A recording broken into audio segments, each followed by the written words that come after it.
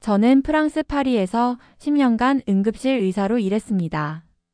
매일 생사를 오가는 환자들을 보면서 마음이 메말라가던 그때 지하철역에서 한 명의 한국 남자를 만났죠. 그 사람 때문에 제 인생이 완전히 바뀌었습니다. 프랑스를 떠나 한국까지 왔는데 그 이유를 들으시면 여러분도 깜짝 놀라실 거예요.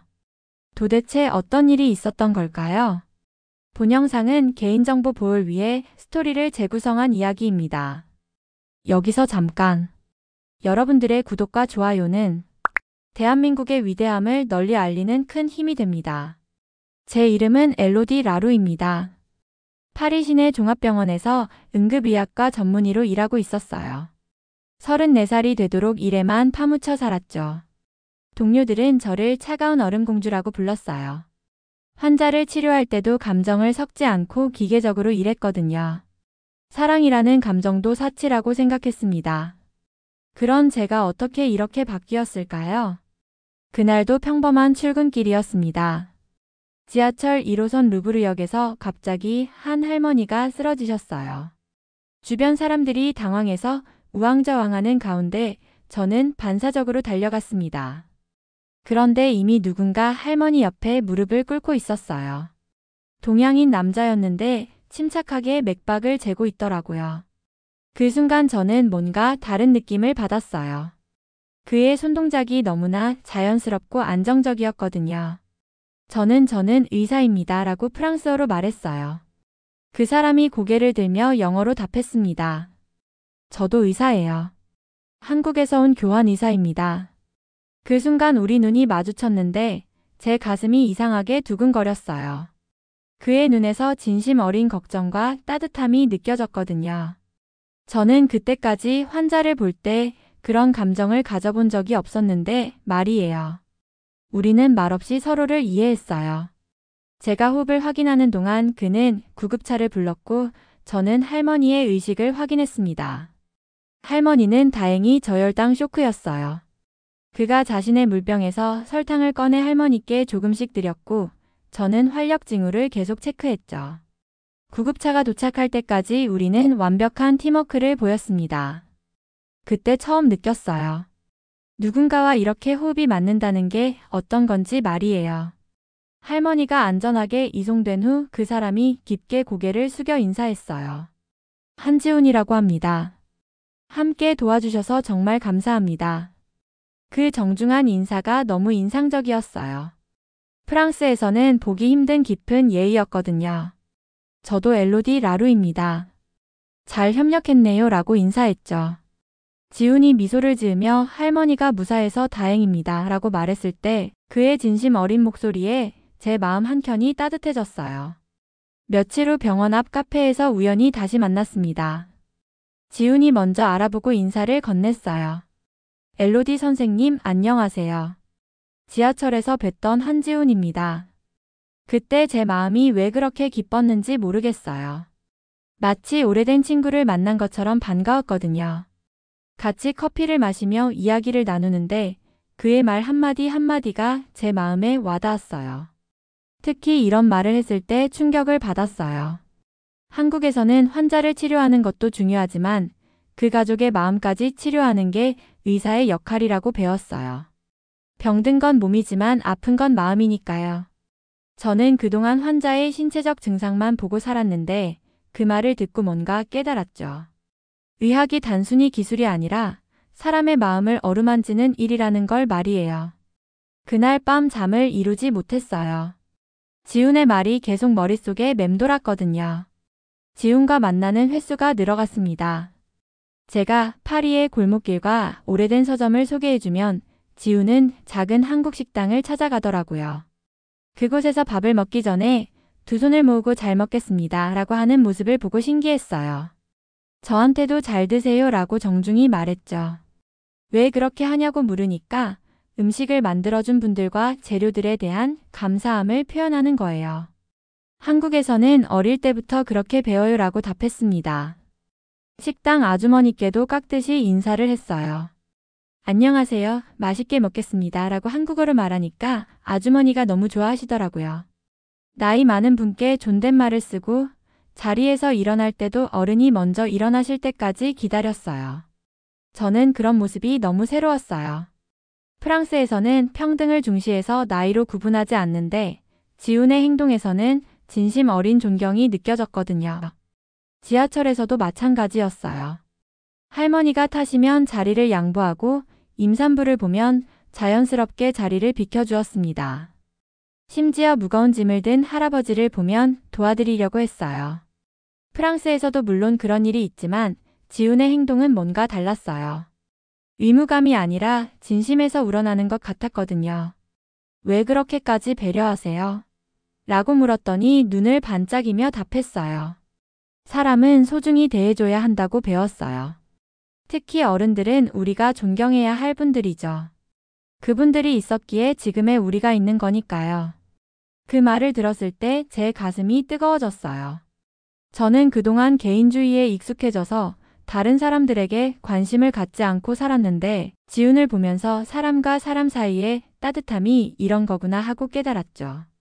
그때부터 지훈에 대한 감정이 확실해졌어요. 이건 단순한 호감이 아니라 사랑이었거든요. 그러던 어느 날 지훈이 파리 시내 아동병원에서 자원봉사를 한다는 소식을 들었어요. 심장병으로 고생하는 아이들과 시간을 보내고 있다더라고요. 직접 가서 확인해 보니 정말이었습니다. 지훈이 한 아이의 침대 옆에 앉아 그림책을 읽어주고 있었어요. 아이는 한국어를 못하는데도 지훈의 부드러운 목소리를 좋아했습니다. 지훈이 아이의 이마를 쓰다듬으며 괜찮아, 금방 나을 거야 라고 프랑스어로 말하는 모습을 보고 있으니 눈물이 났어요. 그 모습을 보고 있으니 가슴이 뭉클했어요. 저는 그동안 환자를 치료하는 것만 생각했는데 지훈은 아픈 아이들의 마음까지 보듬어주고 있었거든요. 아이의 엄마가 지훈에게 감사합니다. 우리 아이가 선생님을 보면 웃어요라고 말했을 때 지훈은 아니에요. 제가 더 많이 배우고 있어요 라고 겸손하게 답했어요. 그 순간 저는 완전히 지훈에게 빠져버렸어요. 우리 사이에 특별한 감정이 생겼다는 걸 둘 다 알고 있었어요. 커피를 마실 때 서로의 눈을 자꾸 바라보게 되고 헤어질 때마다 아쉬워했죠. 지훈도 저를 배려하는 마음이 더 세심해졌어요. 비 오는 날이면 우산을 챙겨와서 같이 써주고 제가 힘들어 보이면 괜찮으세요? 많이 피곤해 보여요 라고 걱정해줬어요. 하지만 지훈은 조심스러웠습니다. 감정 표현을 직접적으로 하지 않았어요. 어느 날 커피를 마시다가 지훈이 갑자기 진지한 표정이 되더니 저는 곧 한국으로 돌아가야 해요 라고 말했어요. 교환 이사 프로그램이 끝난다는 거였죠. 그 순간 제 세상이 무너지는 것 같았어요. 심장이 멈춘 것처럼 숨이 막혔고 눈앞이 캄캄해졌어요. 하지만 태연한 척했습니다. 그렇군요. 한국에서도 좋은 의사가 되실 거예요 라고 떨리는 목소리로 말했죠. 지훈은 잠시 침묵하다가 엘로디 선생님이 파리에 계시는 동안 제가 많이 배웠어요. 진짜 의사가 뭔지 알게 됐고 좋은 사람이 어떤 건지도 깨달았어요. 정말 고마워요 라고 말했습니다. 그 말을 들으니 더 슬펐어요. 고마움이라는 단어로 우리 사이를 정리하려는 것 같았거든요. 그날 밤 혼자 울었어요. 처음으로 사랑하는 사람을 떠나보내야 한다는 게 이렇게 아픈 일인지 몰랐어요. 공항에서 작별 인사를 했어요. 지훈이 억지로 웃으면서 언젠가 서울에 오시면 제가 라면 끓여드릴게요. 한국 라면은 정말 맛있거든요 라고 했습니다. 그때는 단순한 인사말인 줄 알았어요. 저도 네, 기회가 되면 꼭 가볼게요 라고 답했죠. 지훈이 게이트로 사라져가는 모습을 보면서 제 마음 한 구석이 텅 비어버린 것 같았어요. 지훈이 떠난 후 저는 다시 일상으로 돌아가려 했죠. 하지만 쉽지 않았습니다. 병원에서 일하면서도 자꾸 지훈 생각이 났어요. 응급실에 동양인 환자가 오면 괜히 심장이 뛰었고 지하철역을 지날 때마다 처음 만났던 그날이 떠올랐어요. 그의 따뜻한 목소리, 환자를 대하는 세심함, 그리고 사람들에게 보이는 진심 어린 배려가 계속 머릿속에 맴돌았습니다. 밤마다 잠이 오지 않았어요. 더 이상한 건 지훈과 연락이 완전히 끊겼다는 거였어요. 처음엔 바빠서 그런가 보다 했는데 일주일이 지나고 한 달이 지나도 소식이 없었습니다. 이메일을 보내도 답이 없고 그가 다니던 병원에 연락해봐도 한국으로 돌아갔다는 말만 들었어요. 저는 혼란스러웠습니다. 혹시 제가 혼자 감정에 빠진 건 아닐까 하는 생각도 들었죠. 그럼에도 불구하고 지훈을 잊을 수가 없었어요. 몇 달이 지나도 마음이 정리되지 않았어요. 동료들이 엘로디 요즘 왜 그래? 예전만 못하네라고 걱정할 정도였어요. 병원 일에 집중하려 해도 자꾸 지훈이 떠올랐습니다. 그러던 어느 날 병원 로비에서 쉬고 있는데 갑자기 결심이 섰어요.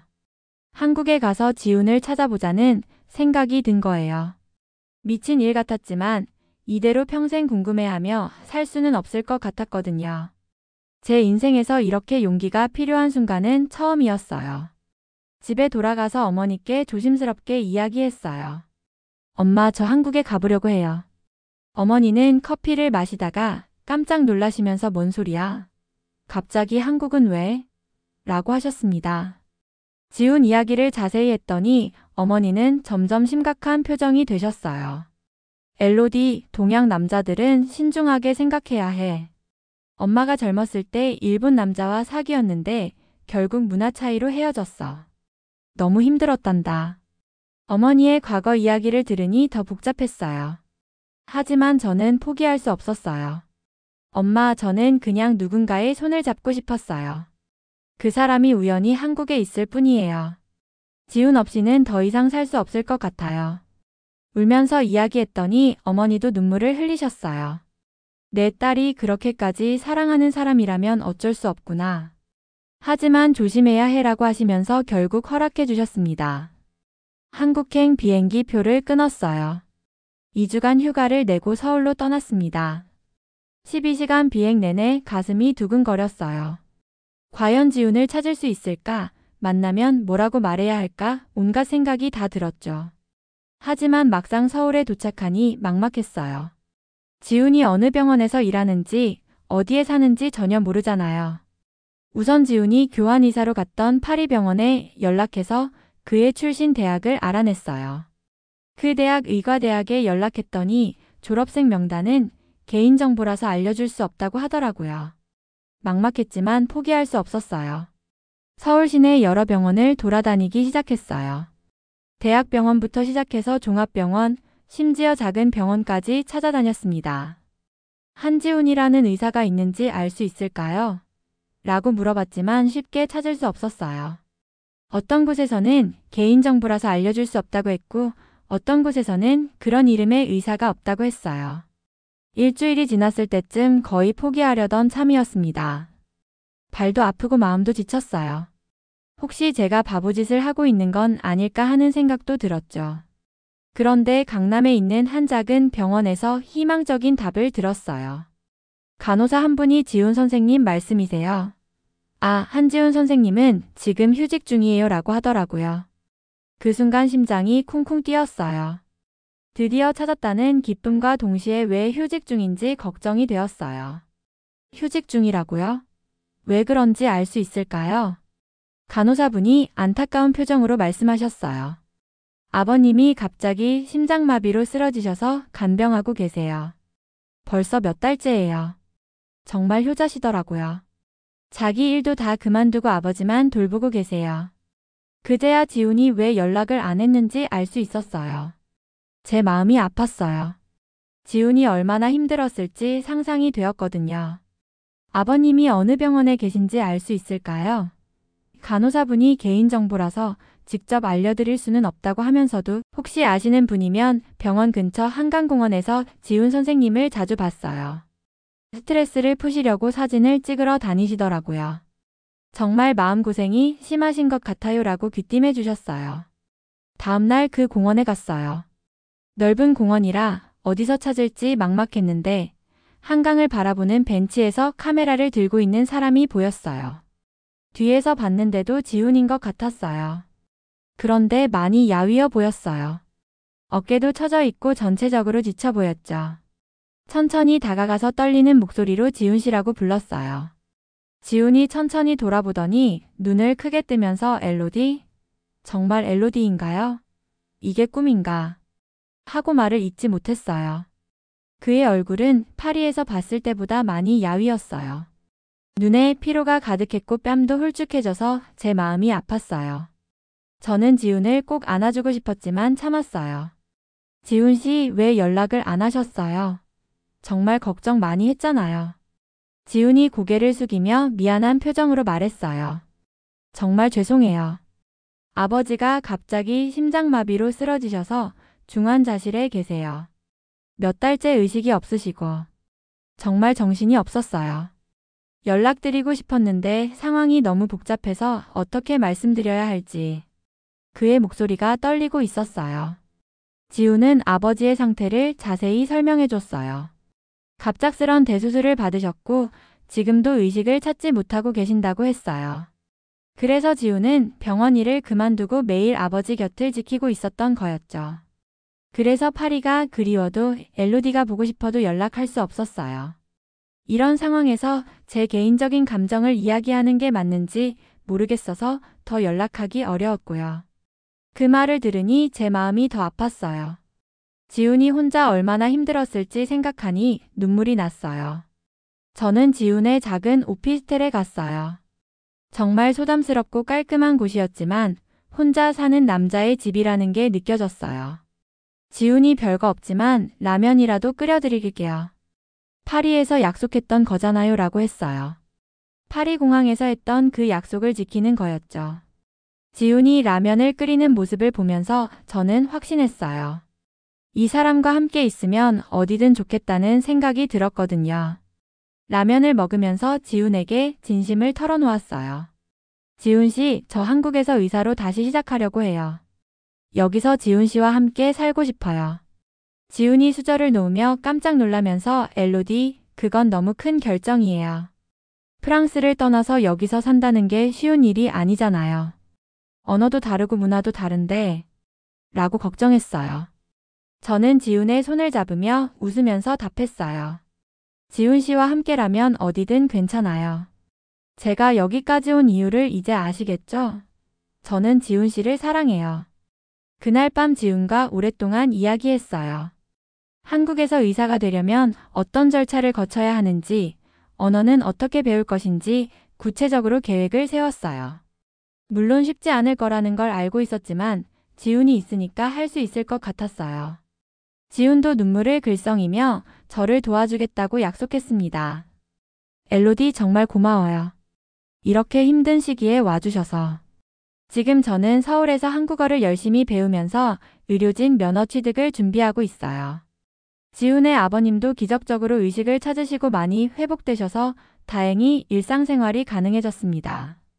저희는 작지만 따뜻한 사랑을 키워가고 있어요. 가끔 한국 생활이 어렵긴 하지만 지훈이 있어서 행복합니다. 그 파리 지하철에서 할머니가 쓰러지지 않았다면 지금의 저는 없었을 거예요.